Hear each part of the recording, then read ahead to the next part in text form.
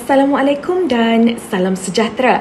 Saya akan memulakan pembentangan kumpulan kami yang bertajuk Analisis Penulisan Akademik Penggunaan Media Sosial dalam Kalangan Remaja B40 di sekitar Lembah Kelang, yang ditulis oleh Syahrul Nazmi Sanusi dan rakan penyelidik dari Universiti Kebangsaan Malaysia UKM dan telah diterbitkan dalam Jurnal Komunikasi pada tahun 2024.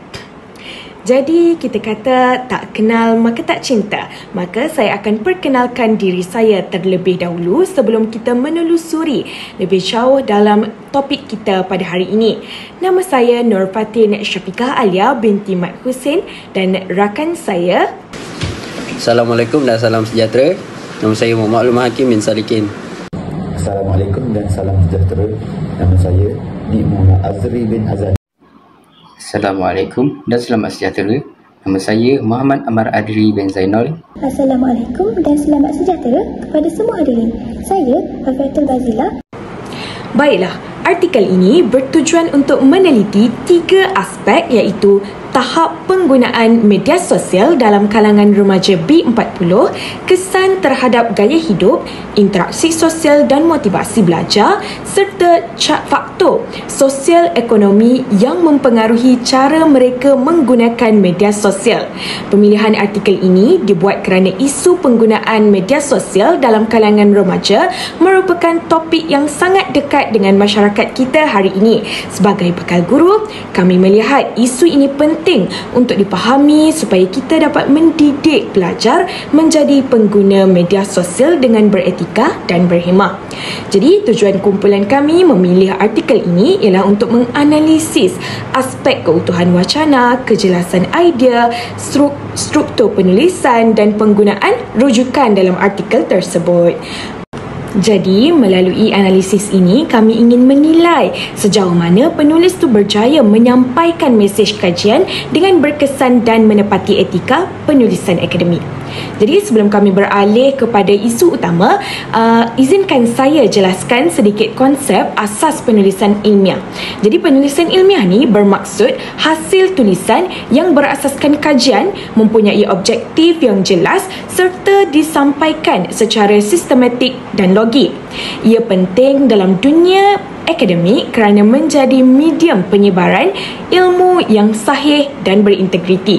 Dari segi keutuhan wacana pula, penulisan ilmiah perlu menampilkan idea yang tersusun, ada hubungan antara perenggan dan membawa satu mesej yang koheren. Jadi, struktur penulisan pula biasanya mengandungi bahagian pengenalan, metodologi, dapatan kajian, perbincangan dan juga kesimpulan. Selain itu, penggunaan rujukan yang tepat juga dapat mencerminkan integriti akademik seseorang penulis, manakala etika akademik pula merangkumi kejujuran dalam penyelidikan dan dapat mengelakkan plagiat. Jadi, sebagai gambaran awal, ahli kumpulan saya yang seterusnya akan menerangkan ringkasan kandungan dan idea utama artikel ini, diikuti analisis struktur penulisan dan keutuhan wacana, seterusnya aspek penggunaan rujukan dan juga integriti akademik. Dan akhir sekali, penilaian serta cadangan penambahbaikan keseluruhan artikel. Dengan itu, saya serahkan pembentangan kepada rakan saya yang kedua. Assalamualaikum dan salam sejahtera. Terima kasih kepada rakan pembentang pertama atas penerangan yang jelas dan menarik. Kini saya akan meneruskan pembentangan dengan menghuraikan ringkasan kandungan serta idea utama daripada artikel bertajuk Penggunaan Media Sosial dalam Kalangan Remaja B40 di sekitar Lembah Kelang, yang ditulis oleh Syahrul Nazmi Sanusi dan rakan-rakan dari Universiti Kebangsaan Malaysia. Sebagai permulaan, izinkan saya menjelaskan objektif utama kajian ini. Secara keseluruhannya, artikel ini bertujuan untuk memahami bagaimana remaja dari latar belakang sosioekonomi B40 menggunakan media sosial serta kesan penggunaannya terhadap kehidupan mereka. Terdapat 3 objektif yang digariskan oleh penulis.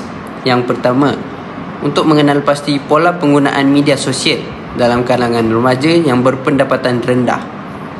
Yang kedua, menilai impak penggunaan media sosial terhadap interaksi sosial dan kesejahteraan diri. Dan yang ketiga, menganalisis faktor sosioekonomi yang mempengaruhi cara remaja berinteraksi dalam ruangan digital. Seterusnya, dari segi kandungan artikel, penulis memulakan perbincangan dengan mengetengahkan isu jurang digital antara golongan B40 dan M40. Menurut penulis, ketidakseimbangan ini boleh mempengaruhi tahap literasi media dalam kalangan remaja, sekaligus memberi kesan kepada cara mereka menilai dan menggunakan media sosial. Penulis turut menyuarakan kebimbangan terhadap penggunaan media sosial yang berlebihan, antaranya termasuk risiko gangguan emosi, ketagihan digital serta penurunan prestasi akademik. Hal ini menunjukkan bahawa media sosial bukan sahaja memberi kesan kepada hubungan sosial, tetapi juga kepada kesejahteraan mental dan pencapaian pendidikan remaja. Baik, dari segi metodologi pula, kajian ini menggunakan pendekatan kuantitatif. Seramai 200 orang remaja B40 berumur di antara 13 hingga 19 tahun dari kawasan Lembah Kelang telah menjadi responden kajian. Data dikumpulkan melalui soal selidik dan dianalisis secara deskriptif menggunakan peratusan dan min. Seterusnya, beralih kepada hasil dapatan kajian. Penulis mendapati bahawa Instagram dan TikTok merupakan platform media sosial yang paling popular dalam kalangan remaja B40. Ini diikuti oleh YouTube dan WhatsApp. Majoriti responden menggunakan media sosial untuk berinteraksi dengan rakan sebaya dan mendapatkan hiburan. Namun begitu, hanya sebilangan kecil yang menggunakan media sosial untuk tujuan pembelajaran. Satu dapatan yang menarik ialah kebanyakan remaja menggunakan media sosial lebih daripada 4 jam sehari. Menurut penulis, penggunaan yang berlebihan ini boleh menjejaskan fokus dan kesejahteraan mental remaja. Walau bagaimanapun, media sosial juga dilihat sebagai ruang alternatif bagi remaja B40 untuk mengakses maklumat dan membina jaringan sosial yang lebih luas. Dari segi penyusunan hujah pula, penulis telah menyusun artikel ini secara logik dan berstruktur. Hujah-hujah disusun bermula dari latar isu, diikuti dengan kaedah kajian, dapatan dan akhirnya implikasi sosial. Penulis juga berjaya mengaitkan dapatan kajian dengan dua teori utama, iaitu teori literasi media dan teori penggunaan dan kepuasan. Sebagai contoh, penulis menyatakan bahawa remaja B40 menjadikan media sosial sebagai ruang alternatif untuk bersuara dan membina identiti sosial yang sukar dilakukan dalam dunia nyata. Ayat ini menunjukkan bahawa media sosial bukan sekadar alat hiburan, tetapi juga berfungsi sebagai medium ekspresi diri dan pembinaan identiti sosial, terutamanya bagi golongan yang kurang berpeluang dalam dunia fizikal. Baik, secara keseluruhannya, artikel ini memberikan gambaran yang jelas dan mendalam tentang realiti penggunaan media sosial dalam kalangan remaja B40. Penulis bukan sahaja membincangkan isu penggunaan, tetapi turut menyentuh aspek emosi, sosial dan pendidikan. Hujah yang dikemukakan adalah berfokus dan disokong oleh teori yang relevan, menjadikan artikel ini satu sumbangan yang bermakna dalam bidang komunikasi dan kajian sosial. Sekian pembentangan saya serahkan kepada rakan ketiga untuk meneruskan analisis dari segi struktur penulisan dan keutuhan wacana artikel ini. Terima kasih. Terima kasih rakan moderator. Saya akan mengupas aspek struktur penulisan dan keutuhan wacana dalam artikel yang dikaji. Secara keseluruhan, artikel ini memperlihatkan ciri-ciri penulisan akademik yang mantap dan tersusun. Struktur asasnya lengkap, bermula dengan abstrak yang padat dan informatif, diikuti oleh pengenalan, kajian literatur, metodologi, dapatan kajian, perbincangan dan diakhiri dengan kesimpulan. Format ini selari dengan konvensi penulisan jurnal akademik yang iktifak. Pengenalan artikel ini berfungsi dengan baik sebagai pintu masuk kepada isu yang dikaji.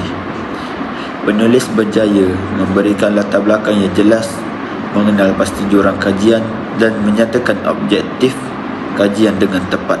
Ini membantu pembaca memahami rasional kajian serta kepentingannya dalam konteks semasa. Dalam kajian literatur, penulis menunjukkan usaha yang teliti dengan merujuk pelbagai sumber, baik dari dalam negara maupun luar negara. Ini bukan sahaja memperlihatkan keluasan bacaan, tetapi juga menunjukkan kesedaran penulis terhadap perkembangan global dan lokal dalam bidang yang dikaji. Namun terdapat sedikit pengulangan hujah antara bahagian ini dan perbincangan yang boleh dikurangkan dengan menyusun semula atau menambah ulasan baharu.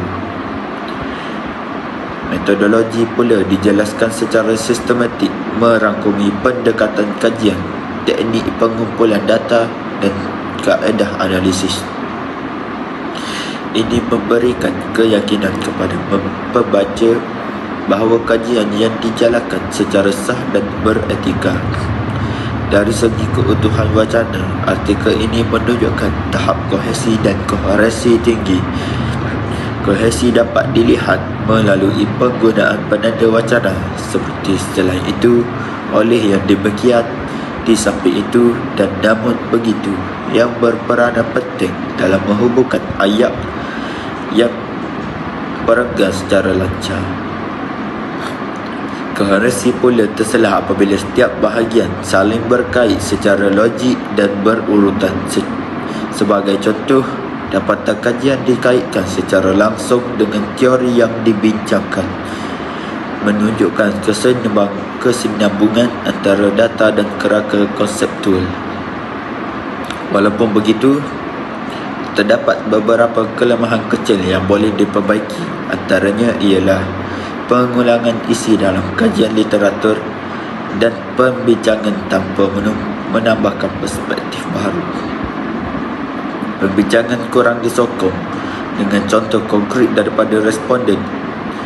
Ini menunjukkan hujah yang dibentangkan agak abstrak dan kurang berimpak dari segi emosi, walaupun data statistiknya lengkap dan meyakinkan. Sebagai cadangan penambahbaikan, penulis boleh memperkukuh analisis kualitatif dengan menyelitkan petikan kata-kata respon atau naratif pengalaman mereka. Ini akan menambah dimensi kemanusiaan dalam artikel dan menjadikan perbincangan lebih hidup serta menyentuh emosi pembaca. Gabungan antara angka dan suara manusia akan menghasilkan wacana yang lebih seimbang. Secara keseluruhannya, struktur penulisan artikel ini kukuh, beraliran logik dan menunjukkan keutuhan wacana yang mantap. Idea disampaikan dengan jelas, sistematik dan berasaskan bukti. Artikel ini layak dijadikan rujukan dalam penulisan akademik kerana ia memenuhi ciri-ciri penting seperti ketepatan, kejelasan dan kesinambungan antara bahagian. Dengan itu, saya akhiri ulasan saya dan menyerahkan pentas kepada rangkaian keempat untuk membicarakan aspek penggunaan rujukan dan integriti akademik dalam artikel. Terima kasih. Dari aspek penggunaan rujukan pula, artikel ini memperlihatkan tahap integriti akademik yang amat tinggi dan menunjukkan kesedaran penulis terhadap kepentingan menyokong setiap hujah dan sumber yang sahih dan berautoriti. Berdasarkan analisis, penulis menggunakan lebih daripada 30 sumber rujukan yang terdiri daripada jurnal ilmiah, buku akademik, laporan penyelidikan serta penerbitan rasmi, organisasi tempatan dan antarabangsa. Antara sumber utama yang digunakan termasuklah laporan tahunan Suruhanjaya Komunikasi dan Multimedia Malaysia SKMM, artikel daripada Jurnal Komunikasi UKM serta berbagai kajian antarabangsa yang meneliti pola penggunaan media sosial dalam kalangan remaja. Penggunaan rujukan yang pelbagai ini membuktikan bahawa penulis mengambil kira pandangan pelbagai pihak bagi menyokong dapatan dan analisis yang dikemukakan. Dari sudut format sitasi, penulis menggunakan gaya APA iaitu American Psychological Association edisi ke-7 dengan amat konsisten. Setiap kata, kenyataan dan hujahan yang dikemukakan disertakan dengan rujukan dalam teks yang tepat serta disenaraikan semula dalam senarai rujukan di akhir artikel. Pemakaian format APA 7 yang teratur ini bukan sahaja memperlihatkan ketelitian penulis tetapi juga mencerminkan amalan etika akademik yang baik dan pematuhan terhadap standard penulisan ilmiah antarabangsa. Walau bagaimanapun, hasil analisis turut mendapati bahawa sebahagian sumber rujukan adalah terbitan antara tahun 2015 hingga 2018. Walaupun bahan tersebut masih relevan dan bernilai sebagai asas teori, penulis disarankan agar memperbanyakkan rujukan terkini, khususnya selepas tahun 2021. Hal ini penting kerana bidang media sosial bersifat dinamik dan sentiasa berubah mengikut trend semasa, terutamanya selepas pandemik COVID-19 yang telah mengubah corak komunikasi dan penggunaan platform digital dalam kalangan remaja.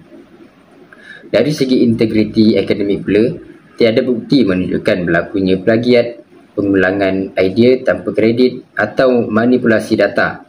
Sebaliknya, penulis menunjukkan kejujuran intelektual dengan menggemukkan pandangan yang seimbang, iaitu menilai kedua-dua kesan positif dan kesan negatif penggunaan media sosial terhadap kesejahteraan remaja daripada golongan B40. Pendekatan analisis dua hala ini menunjukkan bahawa penulisan tidak berat sebelah dan menghormati prinsip objektiviti dalam penyelidikan ilmiah. Sebagai cadangan penambahbaikan, penulis digalakkan untuk menambah rujukan daripada organisasi kesihatan dan badan antarabangsa seperti UNICEF, WHO atau UNESCO. Rujukan daripada institusi berwibawa ini dapat memperkukuh kredibiliti dan kebolehpercayaan dalam kajian, terutamanya dari aspek kesejahteraan psikologi dan sosial remaja dalam konteks global. Kesimpulannya, penggunaan rujukan dalam artikel ini bukan sahaja meluas dan pelbagai, tetapi juga mematuhi etika serta integriti akademik yang tinggi. Usaha penulis dalam mengekalkan ketulusan, ketepatan dan kejujuran akademik merupakan ciri utama sesebuah penulisan ilmiah yang berkualiti dan beretika. Terima kasih. Saya sebagai pembentang terakhir akan mengupas penilaian kritikal terhadap artikel yang rakan-rakan saya telah bentangkan sebentar tadi. Baik, saya akan menyentuh kekuatan dan kelemahan artikel, memberi cadangan penambahbaikan serta mengaitkan semula dengan prinsip penulisan ilmiah. Akhir sekali, saya akan simpulkan keseluruhan pembentangan ini. Baiklah, kita mulakan dengan penilaian kritikal terhadap artikel ini. Pertama sekali, dari segi kekuatan, artikel ini berjaya mengetengahkan satu isi yang sangat relevan dan signifikan, iaitu penggunaan media sosial dalam kalangan remaja B40 di sekitar Lembah Kelang. Topik ini bukan sahaja dekat dengan realiti masyarakat, malah menyentuh aspek pembangunan sosial dan jurang digital yang semakin ketara. Selain itu, pendekatan metodologi yang digunakan juga jelas dan kukuh. Penulis memilih kaedah kuantitatif melalui soal selidik, iaitu melibatkan 400 responden dari kawasan projek perumahan rakyat. Hal ini secara tidak langsung menunjukkan skop kajian yang luas dan representatif sekaligus meningkatkan kebolehpercayaan dapatan kajian. Dari segi gaya penulisan, artikel ini menggunakan bahasa akademik yang sesuai, iaitu dengan penulis menggunakan struktur yang kemas dan teratur. Seterusnya, di bahagian pengenalan, sorotan literatur, metodologi, dapatan dan perbincangan disusun dengan baik. Hal ini memudahkan pembaca memahami aliran hujah. Namun yang demikian, terdapat beberapa kelemahan yang perlu diberi perhatian. Antaranya ialah sorotan literatur yang agak terbatas.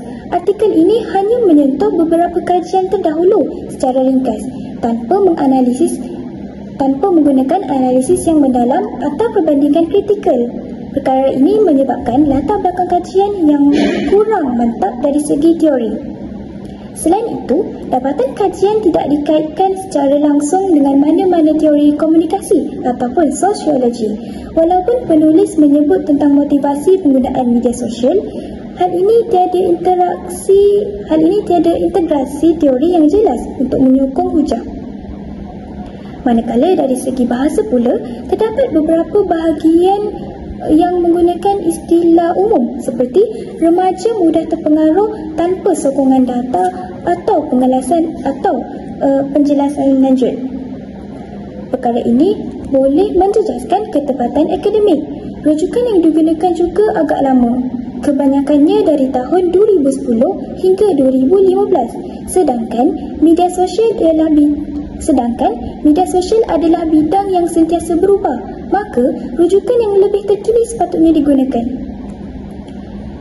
Seterusnya, berdasarkan kelemahan tersebut, saya ingin mencadangkan beberapa penambahbaikan. Pertama, penulis boleh memperluas sorotan literatur yang menyertakan kajian semasa dan membandingkan dapatan dengan konteks antarabangsa. Hal ini akan memperkukuh latar belakang kajian dan menunjukkan kesedaran global terhadap isu yang dikaji. Kedua, dapatan kajian perlu dikaitkan dengan teori yang relevan seperti users dan gratification ataupun digital uniquity. Hal ini akan menjadikan hujah lebih mantap dan berasaskan kerangka akademik yang kukuh. Ketiga, analisis data boleh diperincikan lagi dengan menambah jadual ataupun graf yang menunjukkan corak penggunaan media sosial mengikut umur, jantina ataupun tahap pendidikan. Hal ini akan memberi gambaran yang lebih menyeluruh. Akhir sekali, rujukan perlu dikemas kini dengan sumber dari 5 tahun terakhir agar artikel ini mencerminkan realiti semasa media sosial. Seterusnya, saya ingin mengaitkan artikel ini dengan prinsip penulisan ilmiah. Secara keseluruhan, artikel ini mematuhi sebahagian besar ciri penulisan akademik. Ia mempunyai struktur formal yang lengkap, menggunakan bahasa objektif dan menyertakan data empirikal yang sah.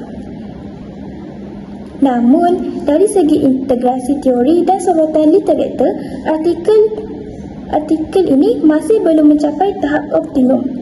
Kekurangan ini menunjukkan bahawa penulis perlu memperkukuh aspek intelektual dan metodologi agar artikel benar-benar mematuhi piawaian akademik. Sebagai penutup, artikel ini memberi sumbangan penting dalam memahami corak penggunaan media sosial dalam kalangan remaja B40. Kerana ia membuka ruang yang kajian lanjut tentang kesan sosial dan psikologi media digital terhadap golongan berpendapatan rendah. Dengan penambahbaikan dari segi teori, literatur dan analisis, artikel ini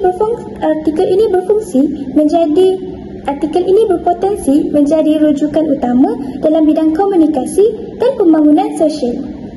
Sekian sahaja daripada saya. Terima kasih atas perhatian semua. Semoga pembentangan ini memberi manfaat dan mendorong kita untuk terus meneliti isu-isu yang memberi kesan kepada masyarakat. Assalamualaikum dan selamat sejahtera serta terima kasih.